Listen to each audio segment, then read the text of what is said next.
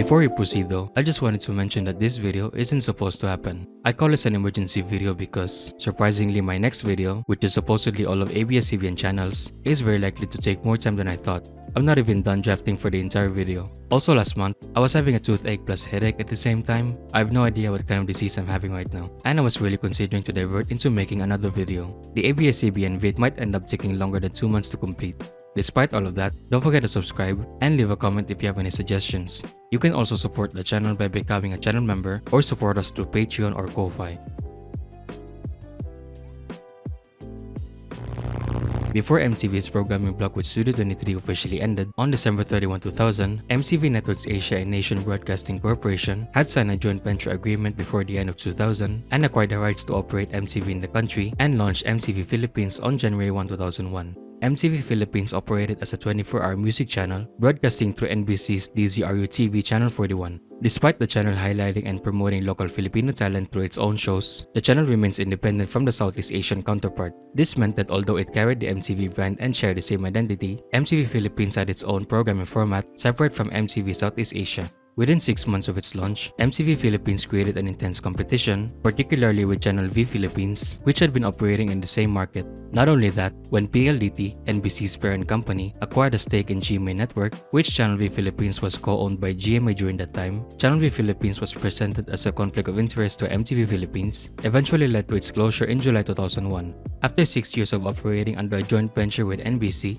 MTV Philippines officially ceased broadcasting at midnight on January 1, 2007. This came as a result of the dissolution of the partnership between NBC and MTV Networks Asia. The MTV Philippines brand was reintegrated into the Southeast Asia feed. After ending its joint venture with NBC, MTV Networks Asia entered into a licensing agreement with All Youth Channel Incorporated, a company that took over the responsibility of managing MTV Philippines. In an interview with the CEO of AYC, Francis Lumen, MTV's mother company in New York, Viacom, already decided to allow a local company, All Youth Channel, to solely take all of the channel's programming. Under this new arrangement, the new MTV Philippines, launched on March 1, 2007, was only distributed exclusively through cable and satellite providers, unlike its earlier incarnation. Although the exact expiration date of the licensing agreement between AYC and MTV Networks Asia was never publicly confirmed, Lumen eventually decided not to renew the contract for the network's extension. There were also some online posts claiming that instead of continuing to invest MTV Philippines, the support was redirected towards TV5. I wasn't able to find the exact post though. By February 2010, viewers of MTV Philippines began seeing an on-screen message which reads, "This channel, MTV Philippines, will cease airing starting February 16, 2010. Further updates to be announced at later date."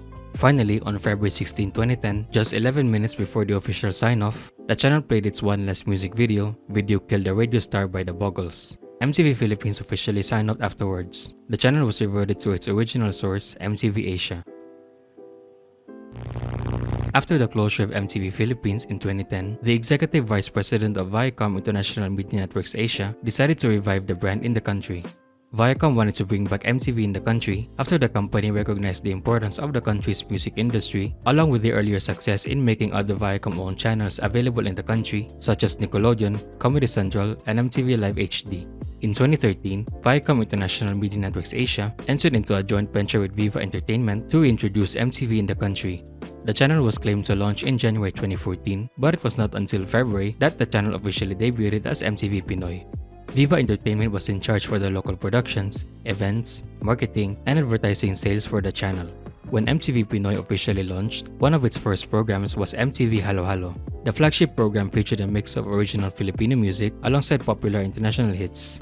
The program was hosted by several VJs, among the hosts was VJ Sam. The channel also featured a weekly show called 100% Pinoy in addition to their current programming. MTV Pinoy introduced a new program called MTV Top 20 Pilipinas in February 2016, which began airing every Saturday nights on TV5.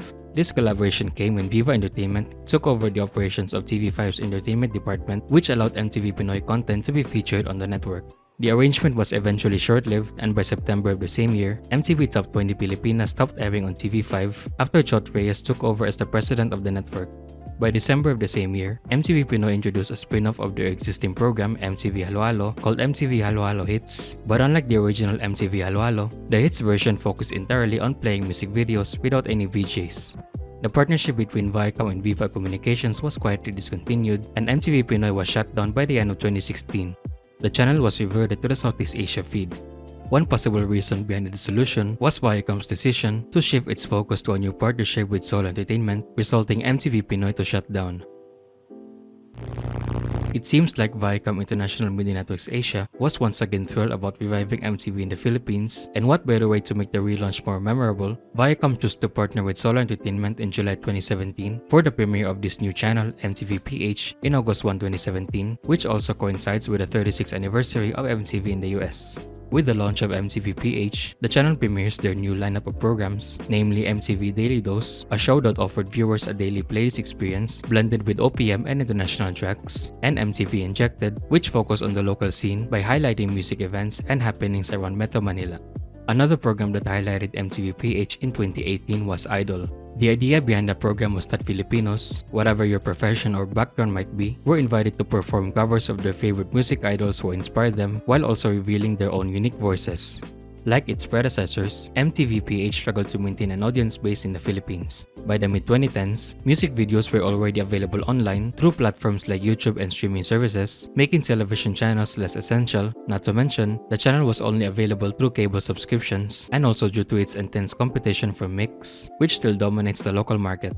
mtvph eventually shuts down at midnight on January 1, 2019.